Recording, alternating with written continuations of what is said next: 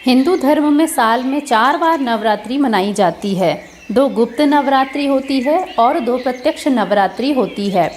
इसमें से अश्विन माह की शारदीय नवरात्रि का इंतज़ार लोगों को बेसब्री से रहता है, क्योंकि इस नवरात्रि में उत्सव होता है। जगह जगह पर माँ दुर्गा की प्रतिमाओं की स्थापना की जाती है। साथ ही गरबा रास खेला जाता है। उत्तर भारतीय राज्यों के अलावा गुजरात में शारदीय नवरात्रि बहुत ही धूमधाम से मनाया जाता है। इस साल नवरात्रि की शुरुआत 15 अक्टूबर 2023 यानी कि रविवार से हो रही है और 23 अक्टूबर सोमवार को समाप्त होगी। वहीं 24 अक्टूबर 2023 को दशहरा मनाया जाएगा और इसी दिन माँ दुर्गा की प्रतिमाओं का भी विसर्जन होगा।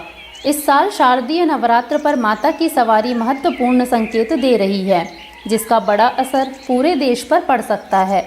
माता के आगमन प्रस्थान की सवारी का निर्णय दिन के आधार पर होता है, यानी कि किस दिन से नवरात्रि शुरू हो रही है और किस दिन समाप्त हो रही है, उससे माता के आने और जाने की सवारी का पता चलता है। अलग अलग वार यानी सप्ताह के अलग अलग दिन के अनुसार नवरात्रि में माँ दुर्गा का वाहन डोली, नाव, घोड़ा, भैंसा, मनुष्य व हाथी होते हैं। इस बार शारदीय नवरात्रि की शुरुआत रविवार से हो रही है। जब रविवार से नवरात्रि शुरू होती है तो माता के आगमन का वाहन हाथी होता है और माता की हाथी की सवारी अधिक वर्षा का संकेत देती है। वहीं नवरात्रि सोमवार को समाप्त होगी। इसका मतलब है कि माता का प्रस्थान भैंसे पर होगा, जिसे अशुभ माना जाता है। भैंसे की सवारी पर माँ दुर्गा का प्रस्थान संकेत देता है कि देश में शोक और रोग बढ़ेंगे। धर्मशास्त्रों के अनुसार यदि नवरात्रि सोमवार या रविवार से शुरू होती है तो माँ दुर्गा का वाहन हाथी होता है, जो कि अधिक वर्षा के संकेत देता है।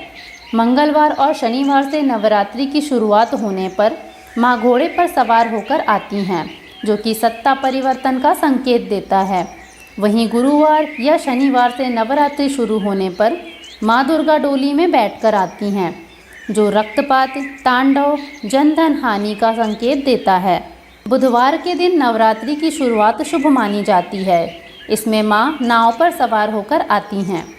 यदि नवरात्रि का समापन रविवार और सोमवार के दिन हो तो माँ दुर्गा भैंसे पर सवार होकर जाती हैं।